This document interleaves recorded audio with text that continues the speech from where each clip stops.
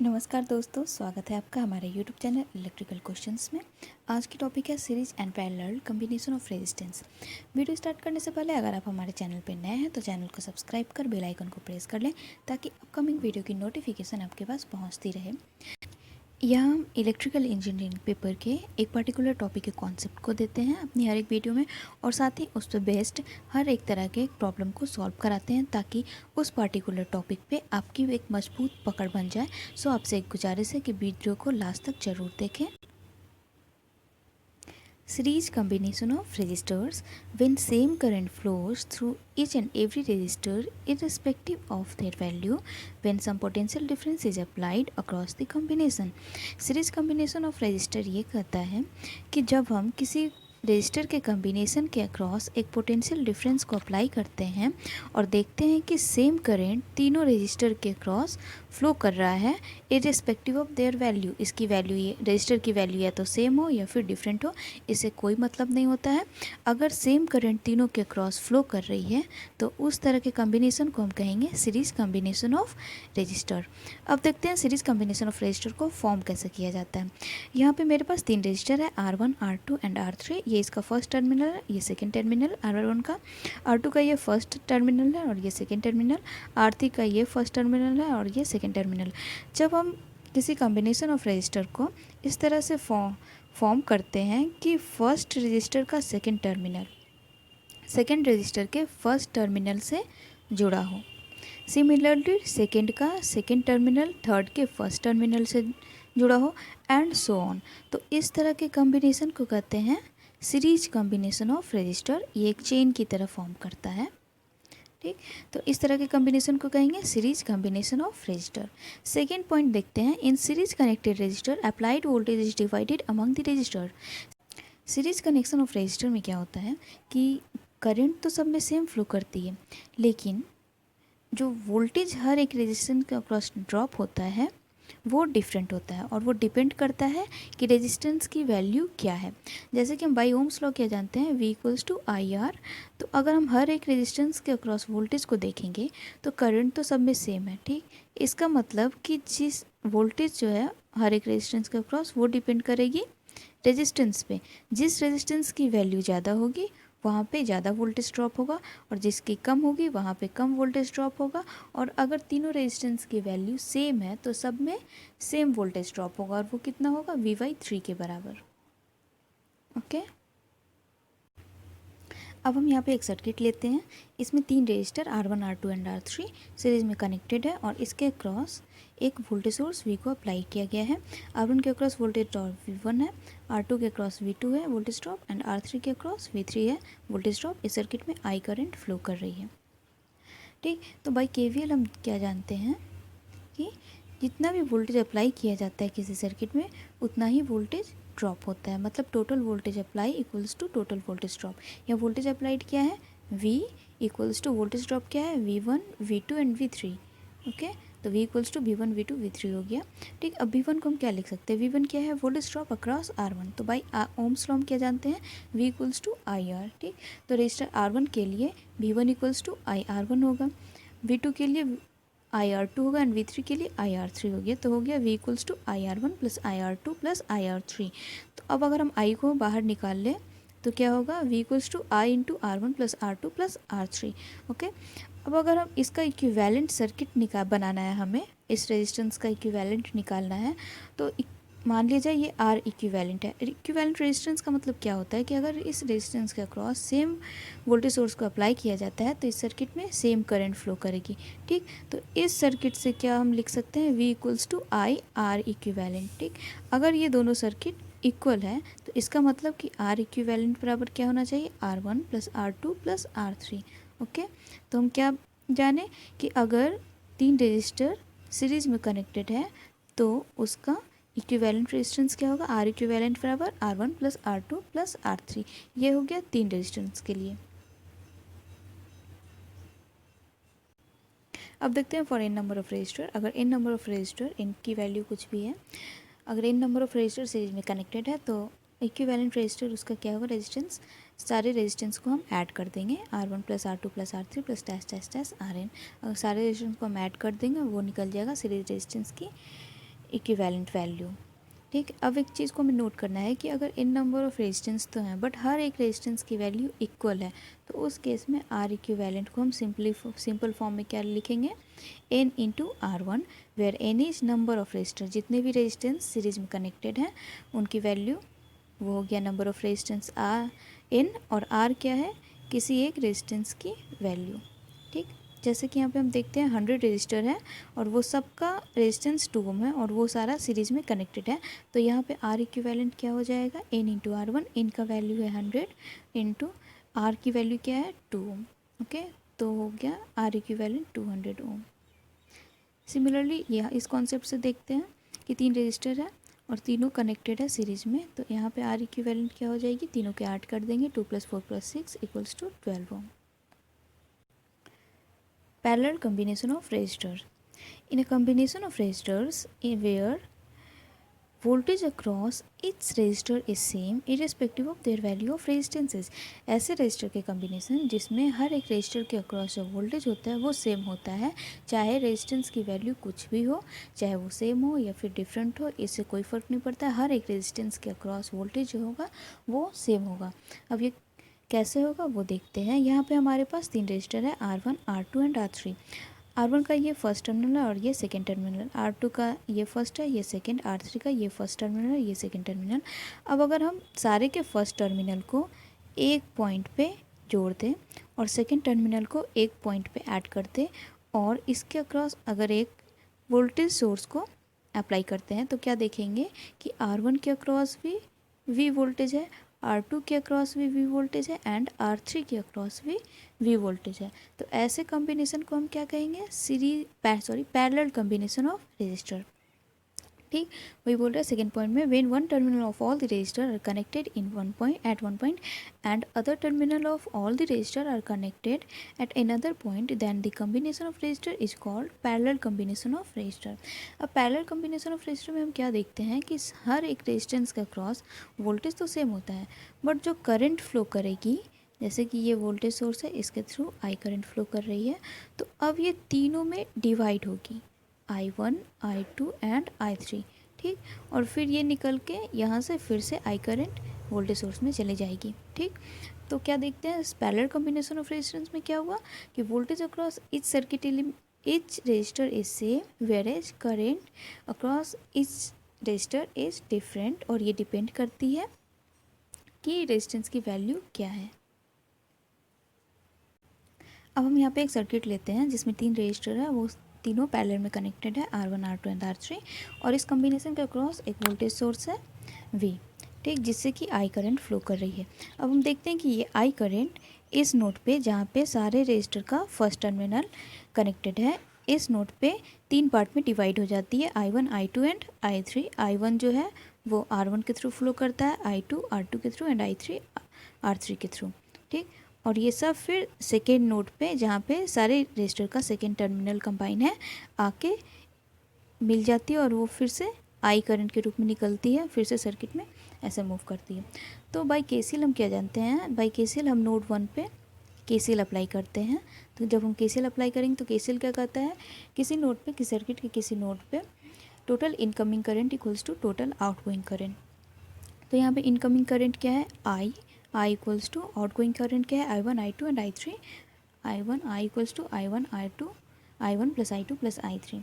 अब I1 क्या हो गया, R1 के थ्रू फ्लो करने वाली करंट, बाय ओम्स लॉ क्या हम जानेंगे, V equals to I1 R1, तो I1 क्या हो जाएगा, V बाई R1। ठीक, तो इसलिए I1 equals to I1 equals to V by R1, I2 equals to V by R2 and I3 equals to V by I3। ठीक, तो हम क्या जान गए, I equals to V by R1 plus V by R2 plus V by R3। अब अगर हम V को ब्रैकेट से निकाल देते हैं, ठीक, तो क्या हो जाएगा, I equals to V into 1/R1 plus 1/R2 plus 1/R3। ठीक, अब I के इक्वल्स टू हम क्या लिख सकते हैं, अगर ये सर्किट इक्विवेलेंट है इस सर्किट का, ठीक, वो तीनों रेजिस्टर के इक्विवेलेंट, हम एक रेजिस्टर यहाँ पे लिखते हैं R इक्विवेलेंट। तो R इक्विवेलेंट ये कब होगा, जब अगर हम सेम वोल्टेज सोर्स को अप्लाई करते हैं तो सेम करंट फ्लो करेगी जो कि यहाँ पे फ्लो कर रही है, तब हम कहेंगे कि ये सर्किट इस सर्किट का इक्विवेलेंट है। ठीक, यहाँ पे जो रजिस्टर है तीनों कनेक्टेड पैरेलल में, उसके इक्विवेलेंट ये रजिस्टर है, तब हम कहेंगे। ठीक, तो इस सर्किट से हम क्या लिख सकते हैं, I equals to V by R equivalent. अब V से V चला गया तो 1 by R equivalent equals to क्या हो गया, 1 by R one plus 1 by R two plus 1 by R three. ये हो गया for 3 resistor equivalent resistor equals to resistance equal to 1 by R equivalent equals to 1 by R one plus 1 by R two plus 1 by R three. अब अगर यहीं पे तीनों resistance की value same होती तो क्या होता, 1 by R equivalent equals to 1 by R plus 1 by R plus 1 by R equals to 3 by R. ठीक, तो आर इक्विवेलेंट क्या हो जाएगा, आर बाई थ्री।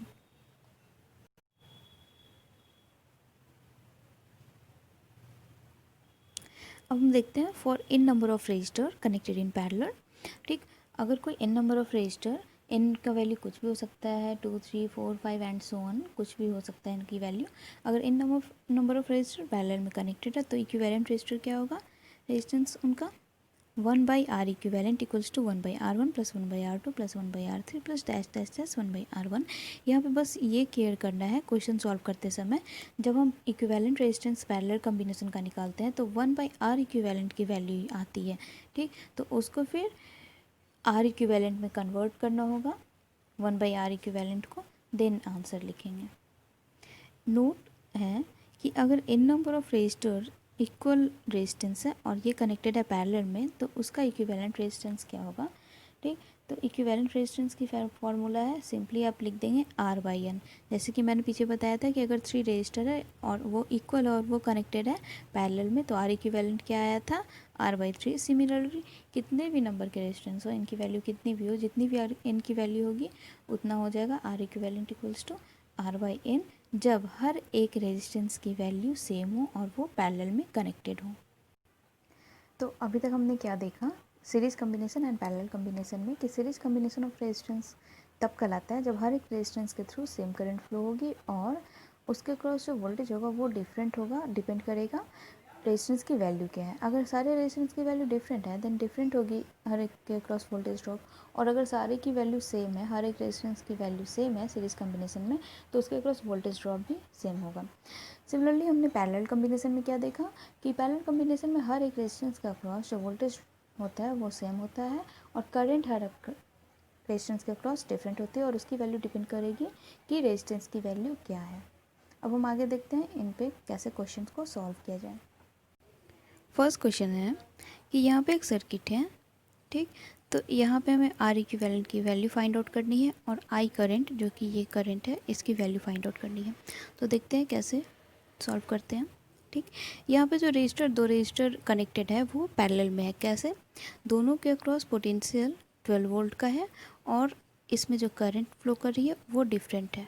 ठीक, तो पैरेलल कॉम्बिनेशन में क्या देखे थे कि जब रेजिस्टेंस पैरेलल में कनेक्टेड होते हैं तो उनके अक्रॉस पोटेंशियल सेम होती है एंड जो करंट है वो डिफरेंट फ्लो करती है। ठीक, तो अब तो ये पता चल गया कि ये दोनों रेजिस्टेंस पैरेलल में कनेक्टेड है। तो पैरेलल में जब रेजिस्टेंस कनेक्टेड होते हैं तो फार्मूला क्या होता है, 1 by R equivalent equals to 1 by R one plus 1 by R two. इसे हम ये भी लिख सकते हैं R one R two equals to R one plus R two.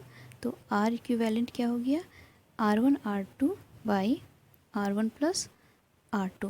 Okay, तो ये एक फॉर्मूला इससे निकल के आता है।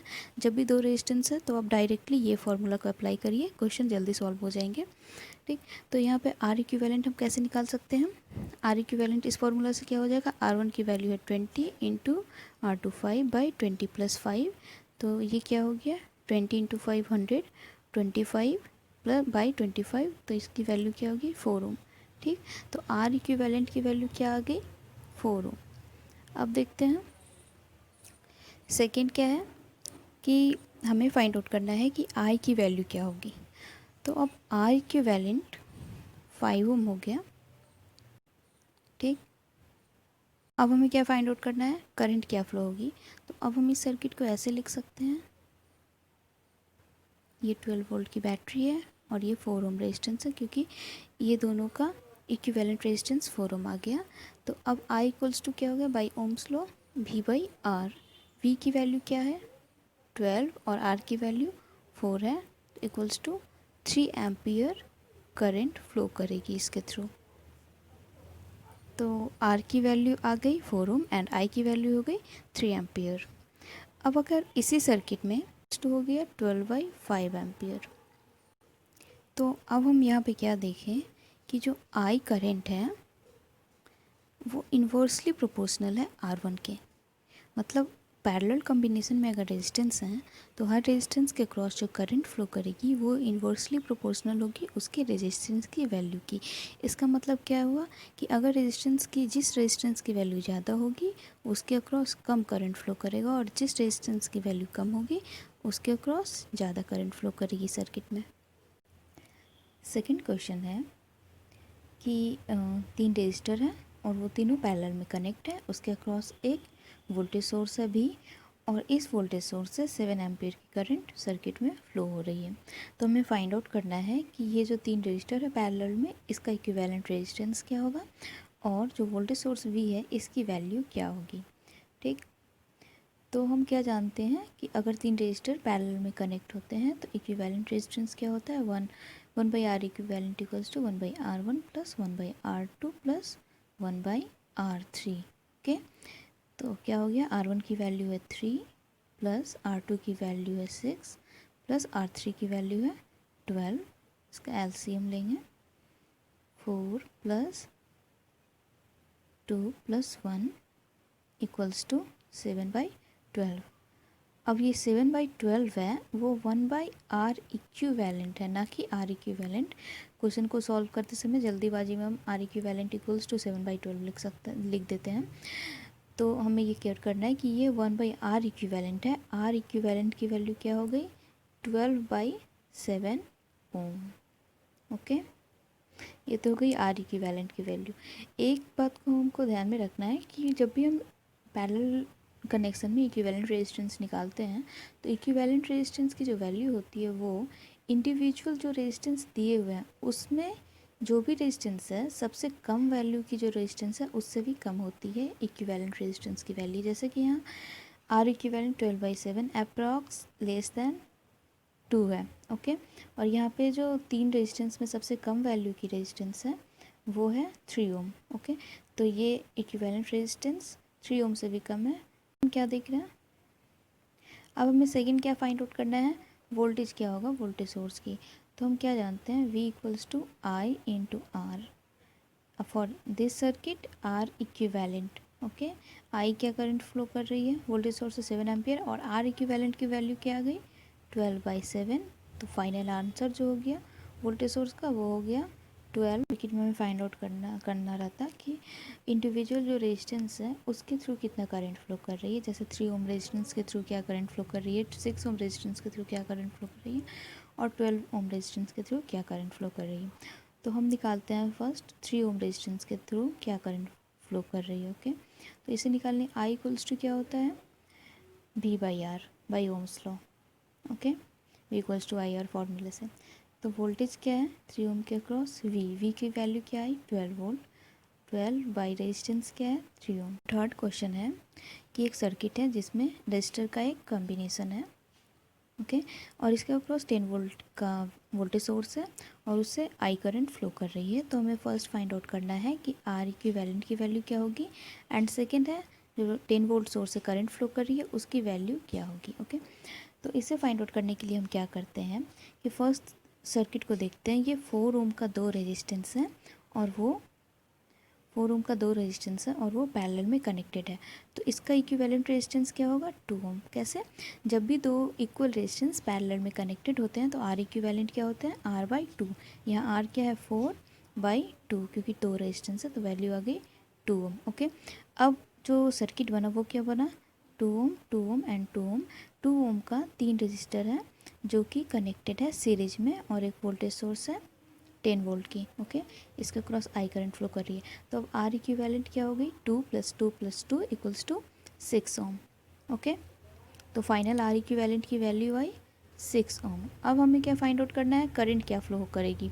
ओके, ओम्स लॉ से हम क्या जानते हैं V equals to I into R equivalent. तो V क्या है 10 volt, 10 equals to I into R equivalent क्या I 6। Okay, then I equals to क्या आ गई 10/6 एम्पियर आई इक्विवेलेंट की वैल्यू आई इक्विवेलेंट हो गई 10/6 एम्पियर।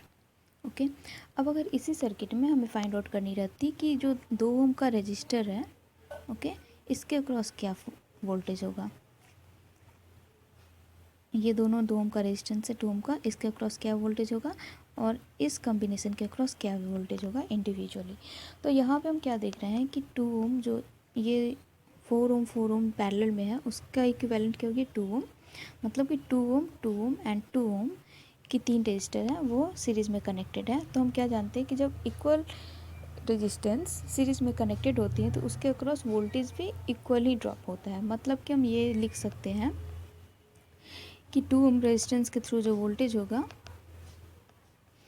2 ओम रेजिस्टेंस के थ्रू जो वोल्टेज होगा, voltage across 2 ohm equals to 10/3, क्योंकि 10 वोल्ट जो है वो वोल्टेज अप्लाइड है और ये कितने इक्वल पार्ट्स में डिवाइड हो रहा है 3 इक्वल पार्ट्स में, 2 ओम एंड 2 ओम के।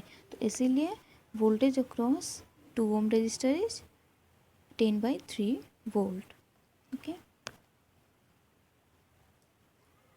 अब एक चीज़ हमें अगर इसी क्वेश्चन में हमें एक और चीज़ फाइंड आउट करना रहता कि ये जो 4 ओम का जो रेजिस्टेंस है इसमें इंडिविजुअली कितना करंट फ्लो करेगी। अगर हम इंडिविजुअली कितना करंट फ्लो करेगी तो हम क्या जानते हैं कि सीरीज कॉम्बिनेशन में जो करंट होते हैं वो सेम फ्लो करती है।